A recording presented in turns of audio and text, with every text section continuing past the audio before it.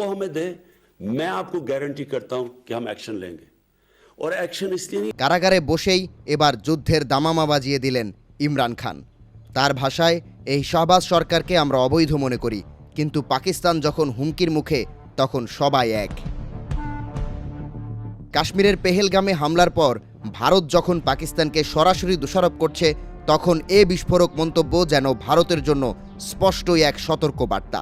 ৩০ April x অ্যাকাউন্টে দেওয়া পোস্টে ইমরান খান বলেন, দেশের অভ্যন্তরে আমাদের যতই মতবিরোধ থাকুক, যুদ্ধের বিরুদ্ধে গোটা পাকিস্তান আজ একতাবদ্ধ।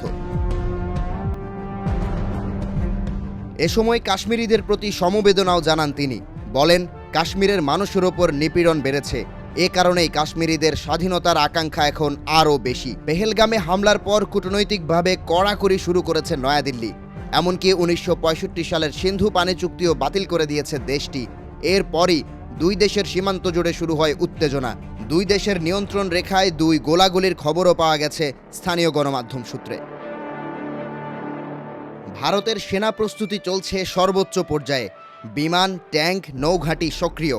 সোশ্যাল মিডিয়ায় ছড়িয়ে পড়েছে জওয়ানদের যাত্রা, রসদ পরিবহন আর যুদ্ধজাহাজের ভিডিও। বসে নেই পাকিস্তানও।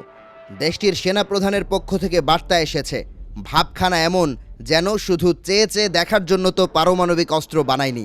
সীমান্তে ড্রোন ধ্বংস, যুদ্ধ প্রস্তুতি আর দেশের জনগণের ঐক্য সব মিলিয়ে ইসলামাবাদ জানিয়ে দিচ্ছে, যদি একবার হামলা হয় তাহলে ইতিহাসে লেখা থাকবে এমন জবাব হবে।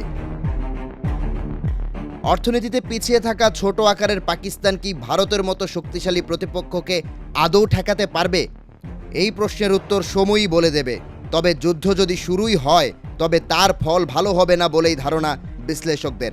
তাদের আশঙ্কা, যুদ্ধ শুরু হলে তা আর শুধু ভারত পাকিস্তানের ভেতরে সীমাবদ্ধ থাকবে না, তাতে জড়িয়ে পড়তে পারে চীন, রাশিয়া, এমনকি যুক্তরাষ্ট্রও।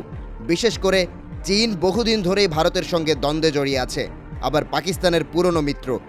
বহু বছর ধরে অস্ত্র, বিমান ও প্রযুক্তি দিয়ে শক্তিশালী করেছে পাকিস্তানকে। তাই পাকিস্তানের কাঁধে বন্দুক রেখে এবার সুযোগ পেলে চীন যে ঝাঁপিয়ে পড়বে, সেই শঙ্কা অমূলক নয়। ফলে প্রশ্ন থেকেই যায়, সত্যিই কি ৩৬ ঘন্টার মধ্যে উপমহাদেশ ঢুকে পড়বে যুদ্ধের অন্ধকারে? কারাগার থেকে ইমরান খানের এই উচ্চারণ কি নিছক রাজনৈতিক ভাষ্য, নাকি যুদ্ধের নতুন অধ্যায়ের শুরু?